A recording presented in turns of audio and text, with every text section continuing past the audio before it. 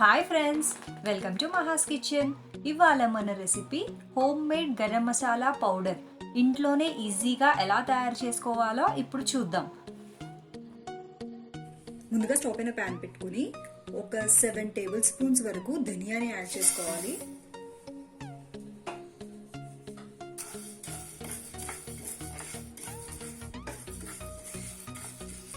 ఇవి ఒక 30 సెకండ్స్ పాటు వేగాక ఇందులో 2 టేబుల్ స్పూన్స్ జీలకర్రను యాడ్ చేసుకోవాలి.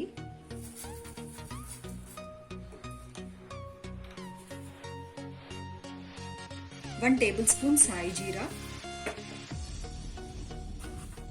1 టేబుల్ స్పూన్ వరకు సోంఫ్ని కూడా యాడ్ చేసుకోవాలి. వీటన్నిటిని మరొక 30 సెకండ్స్ పాటు వేయించుకోవాలి. ఇవి ఎక్కువగా వేగకూడదు, జస్ట్ ఇలా ఆరోమా వచ్చేంత వరకు వేయించుకోవాలి. ఇవి ఓవర్ హీట్ అయినా కూడా దీంట్లో ఉన్న టేస్ట్ అనేది పోతుంది. ఇప్పుడు 1 మినిట్ అయిపోయింది కదా, వీటిని ఒక ప్లేట్లోకి తీసుకోవాలి.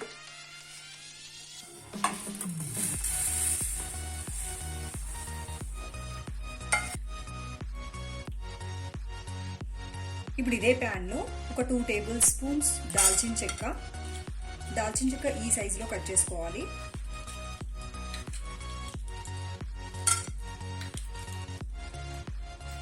2 table spoons long,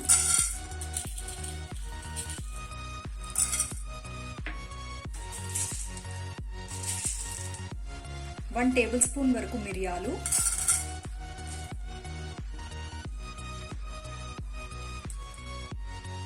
1 table spoon వరకు గ్రీన్ ఇలాచీ యాడ్ చేసుకోవాలి.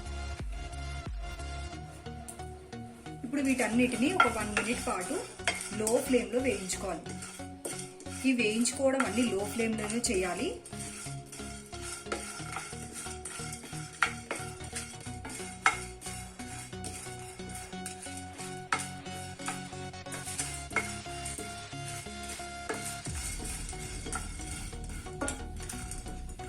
ఓన్లీ ఇవి మాత్రమే యాడ్ చేయాలండి మసాలా దినుసులు, వేరే ఎక్స్ట్రా ఏవి యాడ్ చేయకూడదు.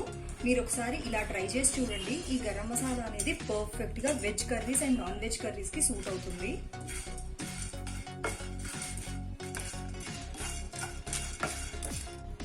ఇవన్నీ వేగిపోయాయి కదా, ఇప్పుడు ఒక 10 ఎండుమిర్చి వరకు యాడ్ చేసుకోవాలి.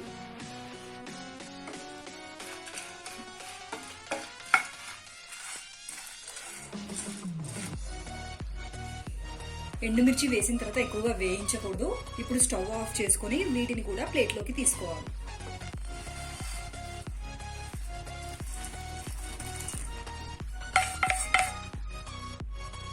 ఇప్పుడు వీటిని పూర్తిగా చల్లారనివ్వాలి. ఇప్పుడు ఇవి పూర్తిగా చల్లారిపోయాయి కదా, ఇప్పుడు వీటన్నిటిని ఒక మిక్సీ జార్లోకి తీసుకోవాలి.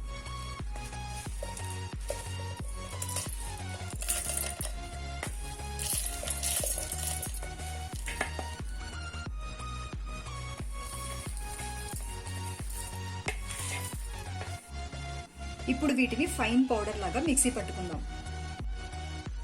ఇదిగో చూడండి, ఇలా ఫైన్ పౌడర్ లాగా పట్టి పెట్టుకున్న మన గరం మసాలా పౌడర్ రెడీ అయిపోయింది.